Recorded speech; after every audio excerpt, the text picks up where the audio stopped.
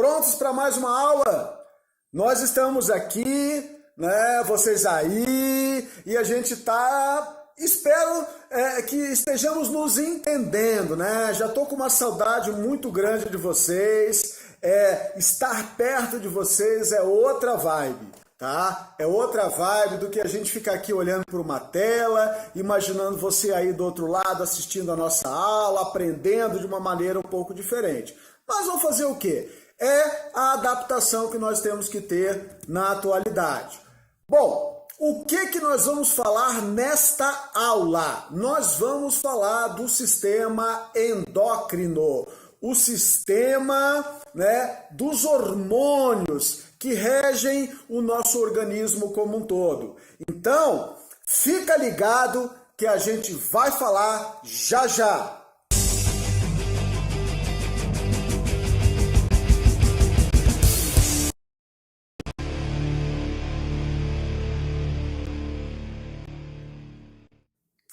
Bom, o que é o sistema endócrino? O sistema endócrino é o sistema dos hormônios.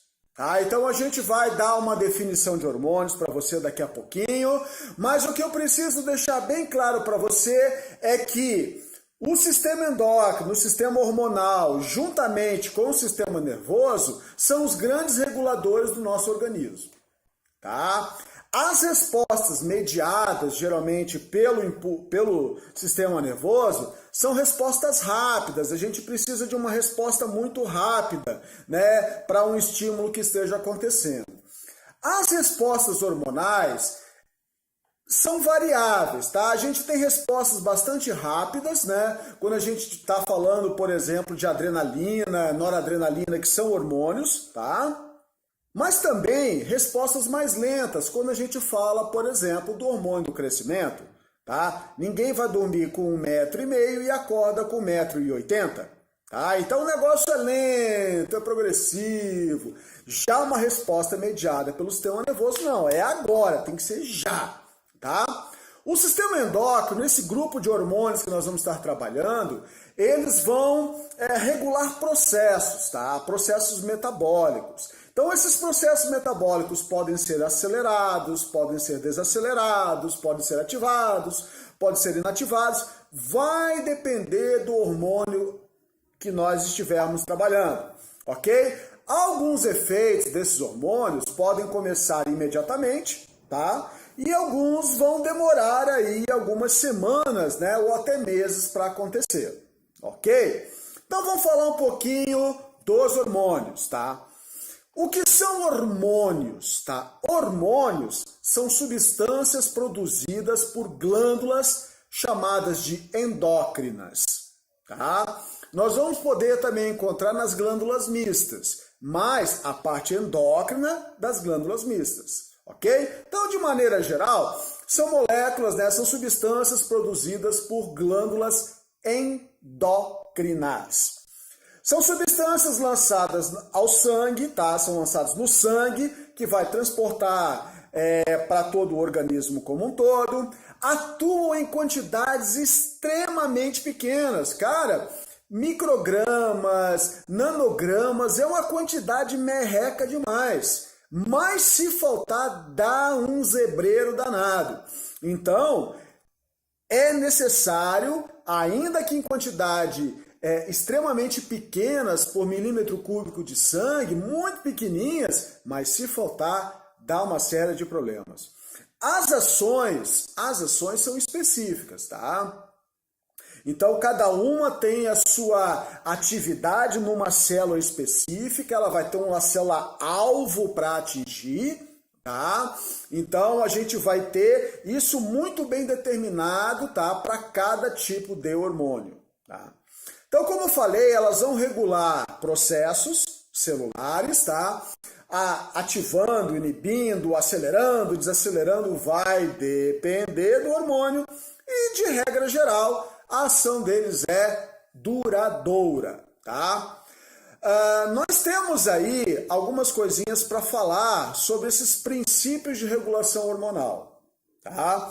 Então, a gente tem substâncias, né, hormônios, que vão atuar em células, vamos falar assim, em tecidos bastante distantes do qual foram lançados. Então, o hormônio do crescimento foi lançado pela hipófise e vai atuar lá na ponta do seu pé. Então, tem uma distância muito grande. Mas nós temos hormônios que atuam em células vizinhas. Tá? Nós temos hormônios que fazem uma autorregulação da própria glândula. Então, quer dizer, isso é uma coisa bastante variável, tá? Mas o princípio é, eu tenho um hormônio que vai ser lançado no sangue, esse sangue vai levar até um tecido e esse hormônio vai estimular ou inibir os processos naquele local. Esse é o princípio do sistema endócrino, ok? Outra coisa importante que eu preciso falar para você. Qual é a origem das glândulas? Tem diferença as glândulas? Tem. A origem das glândulas é o que a gente chama de invaginação do tecido epitelial.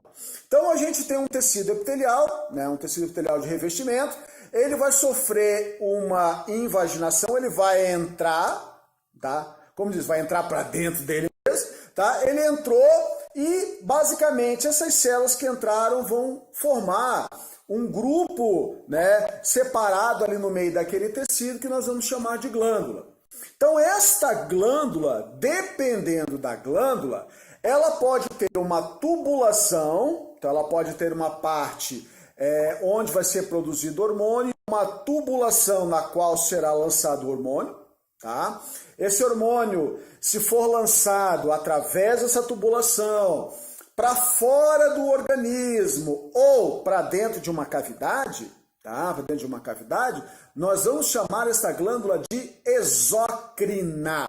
A glândula exócrina, então, é uma glândula que tem túbulos, tá? Para a liberação dessa substância. Então, vai ter uma tubulação. A glândula endócrina, que é o que vai nos interessar, ela não tem essa tubulação. Tá? Ela não vai ter essa tubulação, ela vai ser isolada, vamos falar assim, tá? Não por completo, porque ela vai estar envolta por vasos sanguíneos. Então, os produtos, tá, que vão ser produzidos por esta glândula cairão diretamente no sangue. Então, por isso que é uma glândula endócrina, para dentro do sangue. Então, essa substância cai no sangue, aí o sangue leva. Tá? Então, olha só, a diferença entre a glândula exócrina e a endócrina é que a endócrina tem uma substância, a endócrina não tem, então ela vai lançar o seu produto dentro da corrente sanguínea, ok? E existe a glândula mista. Tá? A glândula mista é uma glândula que vai apresentar uma porção exócrina e uma porção endócrina. A porção exócrina, vou dar um exemplo aqui, o pâncreas. Tá? O pâncreas na porção exócrina, ele vai produzir o suco pancreático que vai ser lançado em cima da comida para fazer a digestão. Então, a substância, o suco pancreático não cai no sangue, cai em cima da comida. Já a parte endócrina do pâncreas vai fazer o quê? Ela vai liberar, por exemplo, a insulina. Tá? O que é a insulina? A insulina é um hormônio que regula a concentração de glicose no sangue. Opa, é um hormônio. Então, a porção endócrina do pâncreas lança o seu produto diretamente no sangue. Então, olha só. Tem a parte exócrina e tem a parte endócrina. Então, por isso que nós falamos que é uma glândula mista. Então, uma glândula mista tem uma porção endócrina e uma porção exócrina. Ok? Como eu tenho falado, o sistema endócrino ele vai ter uma relação muito estreita com o sistema nervoso. E tudo começa na região chamada de hipotálamo. O hipotálamo, uma região do sistema nervoso, do seu encéfalo, vai produzir hormônios. E esses hormônios hipotalâmicos, tá, que nós não vamos estudar nessa aula, serão hormônios que estimularão a glândula hipófise. Então a gente vai ter uma região aí do seu sistema nervoso que vai produzir hormônios, que vai estimular uma glândula chamada de hipófise. Então essa hipófise, ela vai ser chamada de glândula mestra, a glândula principal principal do seu organismo, tá? Então é a glândula dos chamados hormônios tróficos. Por que hormônios tróficos? Porque são hormônios que estimulam outras glândulas, ok? Então olha só, este hipotálamo produzirá hormônios que estimularão a hipófise, que produzirá outros hormônios que estimularão outras glândulas, tá? Então, é uma cascata, tá, de ativação. Uma glândula estimula outra, um hormônio estimula a produção de outro, até que a gente consiga chegar no objetivo final. Então, só para você ter uma noçãozinha aqui, eu vou te falar um negócio que é muito legal. Porque quando você fica estressado, agoniado, aquele negócio tipo, ai, não dou conta, o estresse.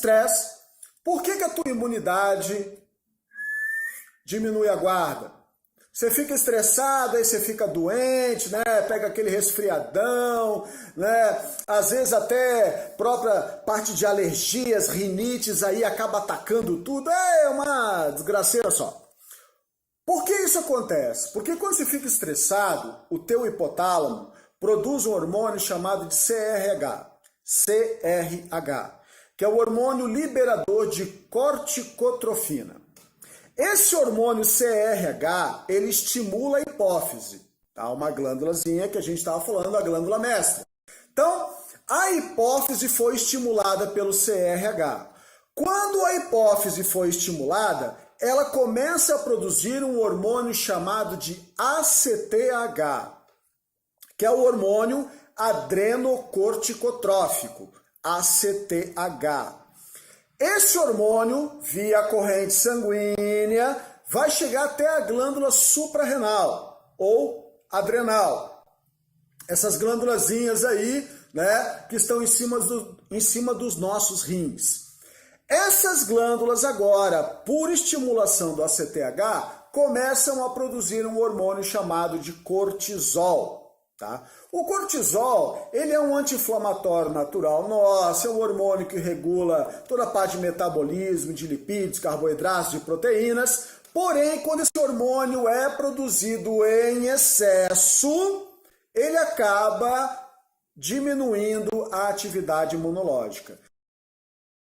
Essa diminuição de atividade imunológica ela é necessária em algumas situações, tá? Só que quando você está produzindo demais o cortisol, a imunidade vai baixar. E olha que coisa interessante, não é apenas o estresse mental. Quando você que é fissurado, é viciado em esporte, tá? Quer fazer todos os esportes do mundo, o que você acaba gerando? Você gera lesão muscular, você gera todo um estresse muscular por causa desse excesso, essa hiperatividade que você acaba tendo. Isso vai fazer com que você libere mais cortisol, porque é o teu anti-inflamatório natural, para te recuperar. Só que quando você produz o cortisol demais, a imunidade abaixa. Então a gente pensa que quanto mais esporte nós fizermos, a nossa saúde é melhor. Não é, tá? Por quê? Porque a imunidade vai abaixar. Então é por esse motivo que o atleta profissional, mas o cara tem um físico legal, tem um preparo físico monstruoso, mas a imunidade dele não é legal. Por quê? Porque do nível excessivo de cortisol que ele acaba levando. Tá? É muito cortisol no sangue dele, imunidade abaixa. Então é motivo para não fazer mais exercício? Não. Tudo tem que ser feito de maneira equilibrada. Eu estou falando que quando a tua profissão é exercício, tá? Isso mexe muito e muito com a tua imunidade, ok? Então isso talvez justifique a tua imunidade baixa. Você acaba fazendo exercício demais e acaba isso não sendo uma coisa muito legal para você, ok? Quais são as glândulas que nós vamos trabalhar? Tá? Como eu falei para vocês, a gente tem o hipotálamo, uma região aí do seu cérebro que vai trabalhar na produção de hormônios. Eu vou trabalhar com 2 hormônios que o hipotálamo produz, tá? A gente vai ver logo em seguida. 2 hormônios dos vários. Porque esses 2 hormônios são muito importantes, tá? Que a gente vai ver aqui. Nós vamos trabalhar com a hipófise, nós vamos trabalhar com uma glândula chamada de tireoide, que está aí no seu pescoço, as paratireoides, que estão ao lado da tireoide. Vamos trabalhar com as glândulas suprarrenais ou adrenais. Vamos trabalhar com o pâncreas, os testículos e os ovários. Tá? Então a gente tem uma série de glândulas para a gente poder trabalhar e uma série de hormônios que essas glândulas produzirão. Ok? Então, você está vendo essa tabela aí na tua tela? Essa tabela aí, meu querido, você vai ter que saber de uma maneira ou de outra, se vai decorar ou se vai aprender, eu não sei como você vai se virar, mas são os hormônios, tá? Que aparecem nos exercícios, são os hormônios que aparecem no vestibular, tá? Ainda nós estamos sujeitos aos vestibulares. Então, eles cobram. E o que essa tabela vai mostrar para você? A glândula, tá? Que nós estamos enfatizando, o hormônio, tá? A classe química do hormônio, tá? Porque os hormônios, a gente vai ver que pode ser proteínas, podem ser derivados diretos de aminoácidos ou podem ser hormônios, já vamos falar. E você precisa saber de algumas funções básicas aí de cada um deles, incluindo alguns problemas que pode ter, tá? Então, olha só, primeira glândula que a gente vai trabalhar é a chamada hipófise.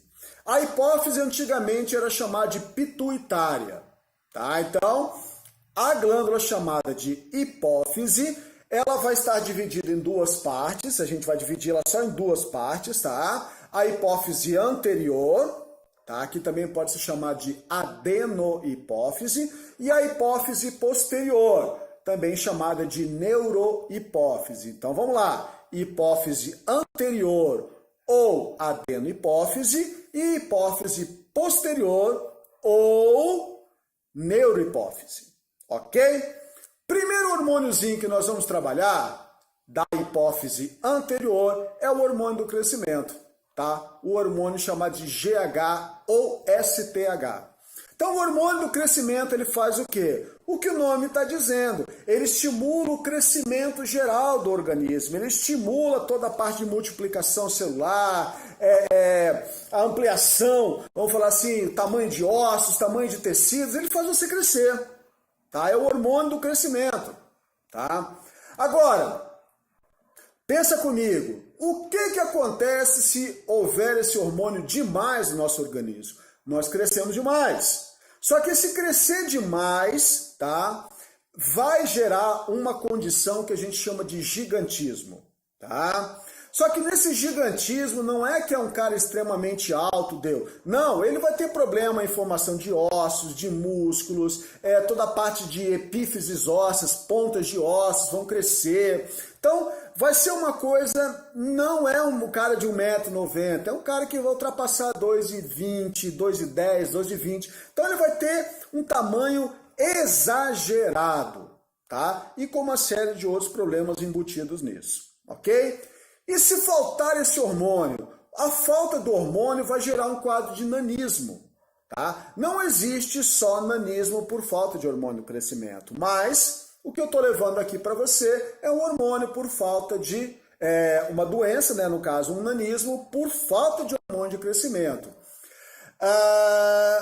Professor, o anão, né? Qual o tamanho dele? Tá? Ele vai ter aí na faixa de 90, 1 metro, 1,10 m. Tá? Então é o tamanho do indivíduo com um quadro de nanismo.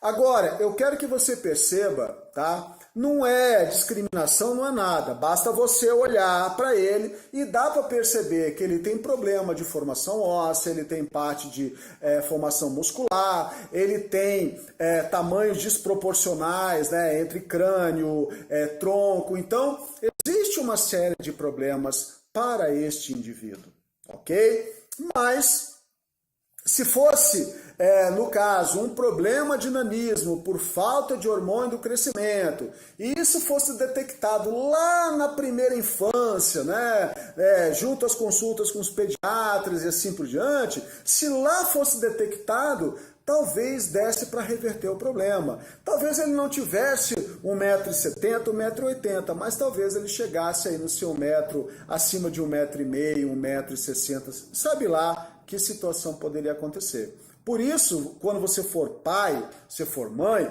você precisa ter uma atenção bastante legal no seu filho. Levar ele ao médico para perceber se o filho está crescendo, se a sua filha está crescendo da maneira que deveria estar, né, para aquela idade. Segundo hormônio que estaremos trabalhando é a chamada prolactina. Assim como o hormônio do crescimento, a prolactina também é uma proteína. Tá? É um hormônio que vai estimular o quê? A produção do leite, o desenvolvimento do tecido mamário durante o processo de gestação e vai estimular a questão da produção do leite. Tá? Uma falta desse hormônio vai dificultar todo esse processo que a gente está falando, assim como o excesso do hormônio exacerbar essa quantidade, às vezes, de leite sendo produzido. Hormônio folículo estimulante, FSH.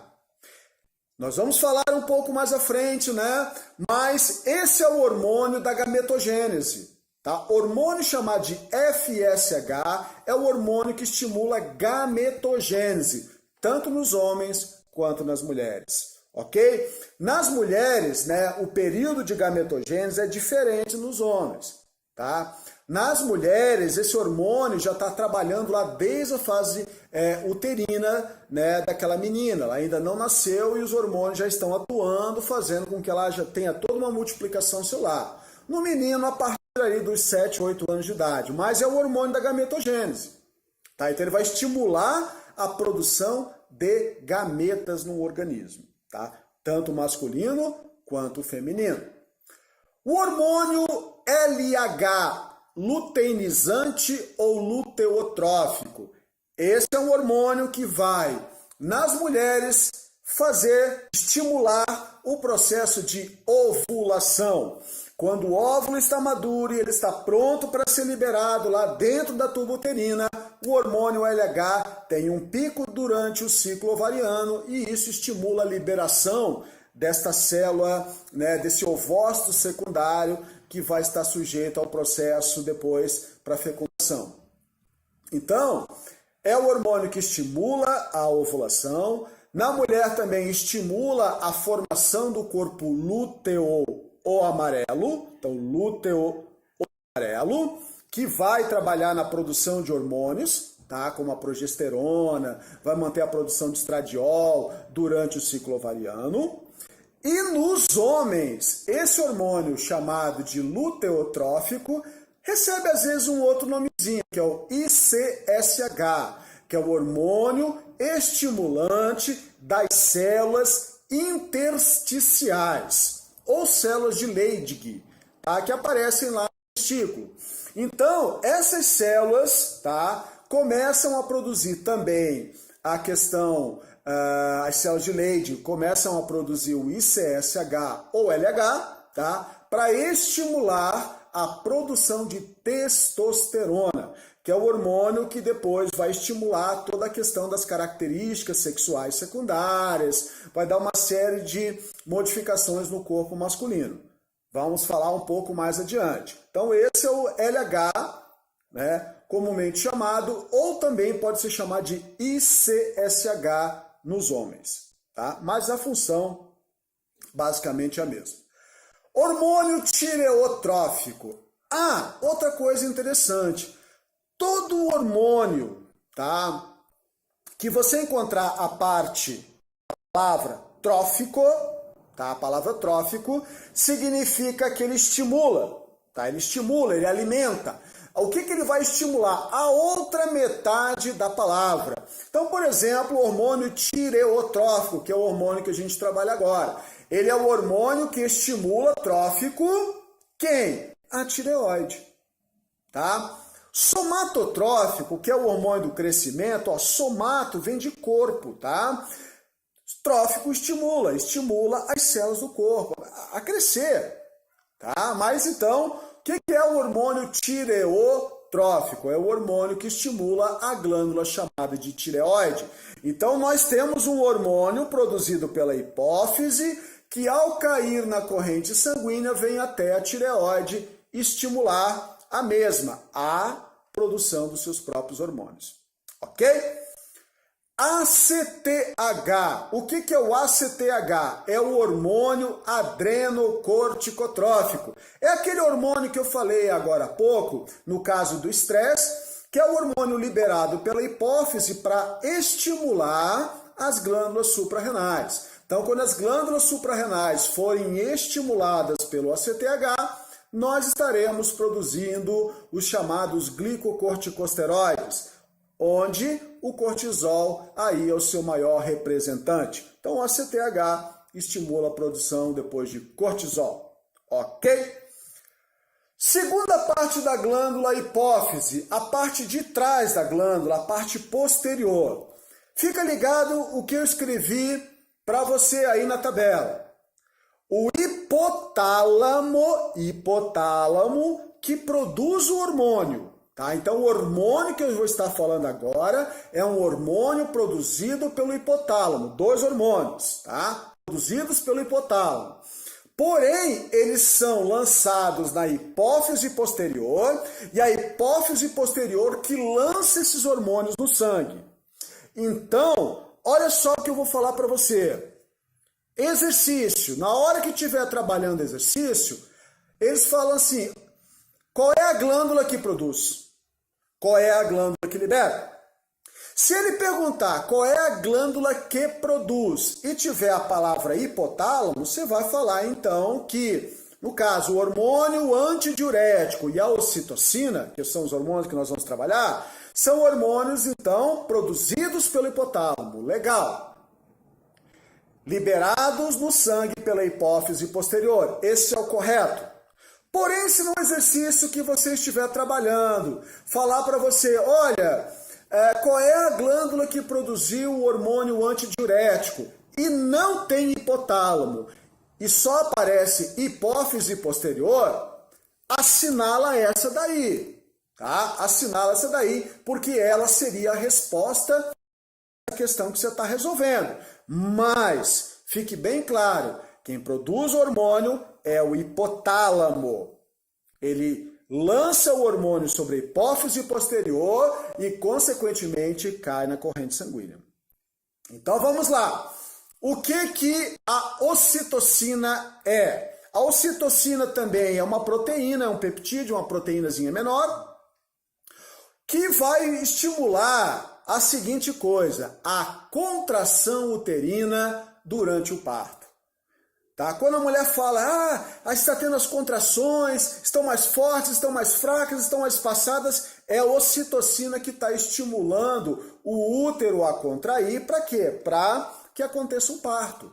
Então, o hormônio lançado, né, na corrente sanguínea, a ocitocina vai chegar até o útero e vai estimular ele a contrair durante o parto. Depois que o neném nasceu, esse hormônio ocitocina continua atuando, agora nas glândulas mamárias, estimulando a liberação do leite. Só que tem um negócio bastante interessante também. A ocitocina continua agindo no útero. Tá? Agindo no útero para quê? Porque o útero era um trocinho pequenininho e de repente ficou um monstro de grande, que tinha um neném lá dentro. Agora ele precisa voltar para o tamanho normal. A ocitocina auxilia essa regressão ao tamanho natural do útero, né? O mais natural possível. Então ele vai ter essa redução, né, daquela estrutura que sofreu uma hipertrofia e uma hiperplasia, né, vai voltar para o tamanho natural. Ok? Esse é o hormônio chamado de ocitocina. Outro hormônio que é muito legal, que é o hormônio chamado de antidiurético. Tá? O hormônio antidiurético é o hormônio que faz você economizar água.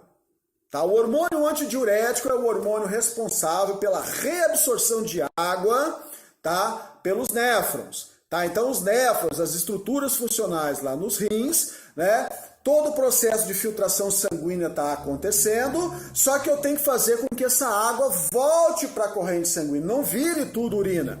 Então, para a água poder voltar, é necessário esse hormônio antidiurético. Então, o antidiurético promove a reabsorção de água pelos rins, pelos néfrons, ok? Porém, o que acontece se você tiver ingerido água demais? Se você tiver ingerido água demais, essa água vai para a corrente sanguínea, ela vai ser absorvida e vai para a corrente sanguínea. Vai aumentar a pressão sanguínea. O que eu tenho que fazer? Se a pressão se mantiver elevada, vai estourar tudo. Então, o que o hormônio antidiurético vai fazer? Ele vai deixar de ser liberado. Então, a glândula hipófise posterior, ela segura esse hormônio, não deixa ele ser liberado. Consequentemente, a água não é reabsorvida. Ela vai ser jogada fora através da urina e, consequentemente, abaixa a pressão sanguínea. Esse é o motivo que o antidiurético é inibido, a sua liberação. Outra substância que vai fazer basicamente o mesmo efeito, álcool, tá? O álcool das bebidas alcoólicas, tá? Quando acontece a ingestão de álcool, tá, através da bebida alcoólica, este álcool também vai paralisar a função do hormônio antidiurético. Então, se paralisar a função do hormônio antidiurético, o que acontece com a água do teu organismo? Ela não fica, ela vai embora. É como diz o povo, bateu a tal da mijadeira da cerveja. Tá? Foi só beber cerveja que aí começou a fazer xixi a noite inteira. Claro, o álcool não deixa o hormônio que segura a água no seu organismo funcionar. E aí, consequentemente, você vai perder água, vai perder água, vai perder água, vai perder água. No outro dia, após essa ingestão aí, às vezes até abusiva de álcool, acontece o quê? Você está desidratado no outro dia.